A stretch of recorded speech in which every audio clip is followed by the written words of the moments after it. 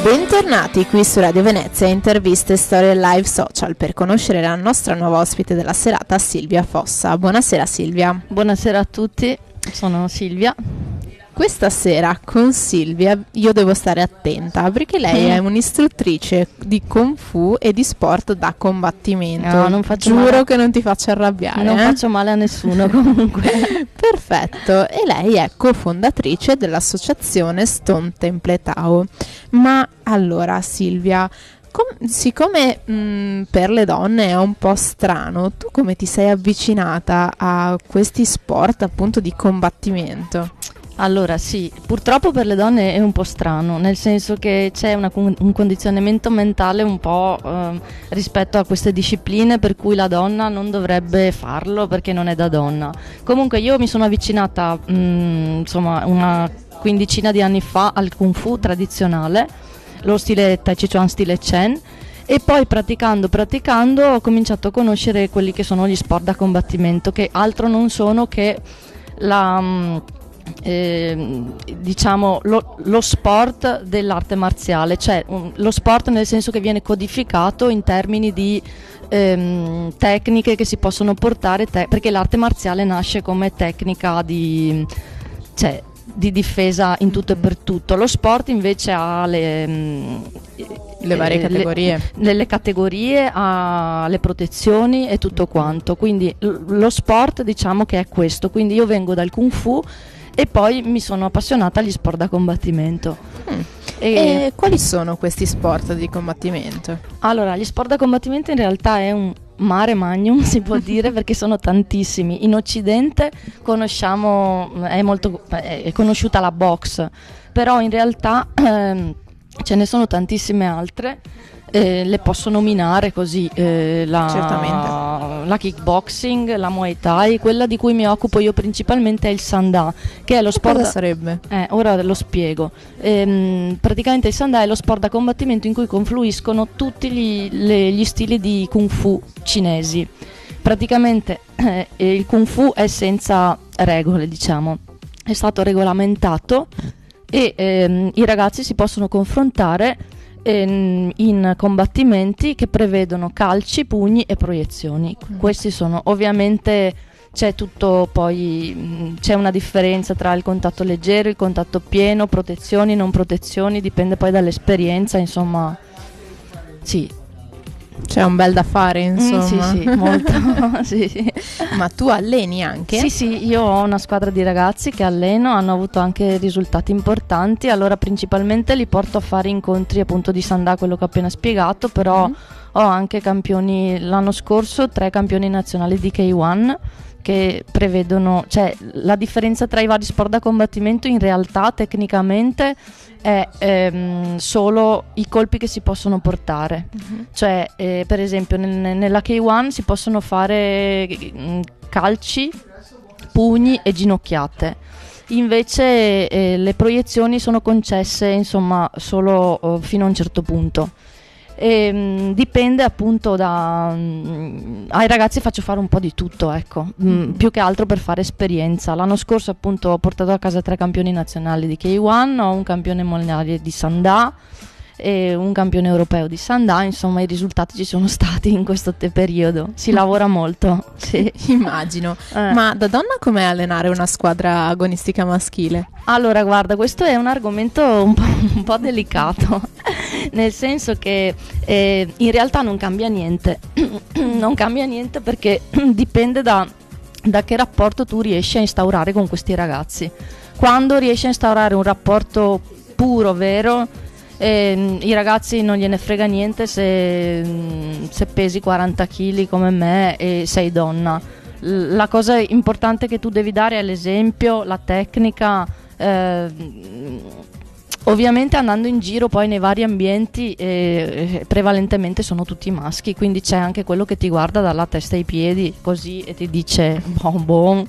Però non cambia niente tra essere donna e essere maschio, se tu riesci a trovare il ponte giusto per allenare i ragazzi. Beh, questo è un messaggio positivo anche per tutte le donne che magari si fanno qualche remora sull'affrontare questi sport che sono ritenuti prettamente maschili. Almeno qui abbiamo la testimonianza femminile. Sì, no, direi di sì. Io direi a tutte le donne di avvicinarsi a questo tipo di sport, perché poi è uno sport che non lavora solo sul corpo, ma lavora anche molto sulla mente. Adesso si parla tanto di corsi di autodifesa al femminile. Io non sono molto propensa a questo tipo di corsi, perché credo dopo tanti anni di esperienza in 10 lezioni non si possa imparare quasi niente. Le due cose per quanto riguarda l'autodifesa da imparare sono: punto primo, percepire le situazioni che ci sono intorno, e quindi devi essere sempre sveglia. Punto secondo, superare la paura, e la paura non si supera in 10 lezioni. Punto terzo, riuscire a colpire, perché la maggior parte delle persone, anche maschi, che mi arrivano in palestra, se io gli dico tirami un pugno non riescono a farlo. Non riescono, è una cosa mentale. Quindi queste sono le 3 cose su cui lavorare principalmente. Quindi attenzione, evitare situazioni brutte, superare la paura e riuscire poi a reagire. E ci vuole un lavoro che non è certo 10 lezioni, ecco. E a questo punto mi dici un po' in cosa consiste l'allenamento? Sì, allora con i ragazzi l'allenamento funziona così. Io ho adottato un sistema di allenamento che è principalmente a corpo libero, non perché sia contro la pesistica, però per un fighter comunque è importante che il muscolo resti elastico. Quindi io adotto il sistema del functional training, che è l'allenamento funzionale, che è principalmente a corpo libero. Non è che non sviluppi i muscoli, ci sono anche degli attrezzi, però non sono degli attrezzi statici come la panca piana, per dire.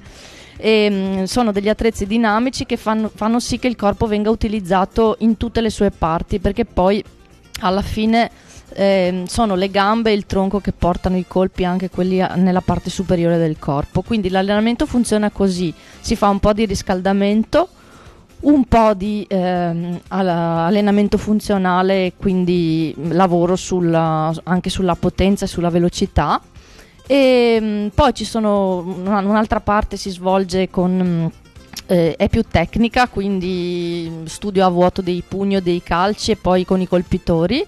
Un'altra parte al sacco, e poi alla fine i ragazzi fanno sparring, quindi sparring vuol dire, per chi non è del settore, esatto, per gli ascoltatori che non lo sapessero, insomma fanno un combattimento tra di loro comunque controllato, ecco. Questo. Fai proprio sudare i tuoi atleti, gli fai fare un sacco di cose. Sì. E quanto dura un allenamento? Ma un allenamento dura 1 oretta e mezza più o meno, sì. Ma caspita. E gli effetti positivi di questo sport quali sono? Allora, per i ragazzi sono molti, perché allora molto spesso arrivano i ragazzi in palestra, arrivano anche da situazioni difficili, e quindi loro attraverso la palestra trovano un obiettivo praticamente, e quindi io ho visto ragazzi veramente crescere in maniera molto importante, cambiare completamente, togliersi dalla strada. Questo è un aspetto. Poi vabbè, l'aspetto fisico e salutistico penso che sia evidente a tutti, e poi c'è anche un aspetto proprio sulla mente, perché portare un ragazzo a combattere sul ring, lì il ragazzo mette in gioco tutto quello che è lui. Quindi mette in gioco le sue paure, la sua emotività, anche la sua rabbia. Io mi sono dovuta confrontare spesso con questo tipo di emozioni sul ring, e lì sta al coach riuscire a gestire un po' la testa dell'atleta, perché la tecnica fa molto, però quello che conta di più poi è come il ragazzo riesce a gestire l'incontro, insomma. Quindi e attraverso questo tipo di lavoro i ragazzi crescono proprio, crescono mentalmente, si trasformano. Negli anni li ho visti trasformarsi.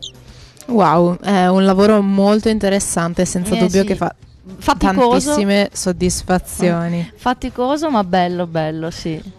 Va bene, allora Silvia, io Sì. adesso andrei a dare qualche tuo contatto in maniera che possano venire in via degli Arditi 6 a Moriago della Battaglia, in provincia di Treviso, a trovarti. Possono contattarti al numero di telefono 333 97 11 224. Possono scriverti a silvia.fossa@email.it o anche a info@stonetempletao.it. Su Facebook possono trovarti alla pagina Stone Templetao meno tradizionali arti orientali e lasciare anche un bel like o visitare il sito web www.stonetempletao.it. Adesso i tuoi riferimenti ce li hanno tutti, Sì. quindi fai un appello per venire a provare appunto il Kung Fu e anche tutti gli altri sport. Vabbè, insomma, penso che dall'intervista si capisca che è tutto molto interessante, molto bello, e quindi venite a trovarci e scoprirete molte altre cose. Fantastico, ti ringrazio per essere stata qui con noi Silvia, è stato un piacere. Grazie a voi, buona serata.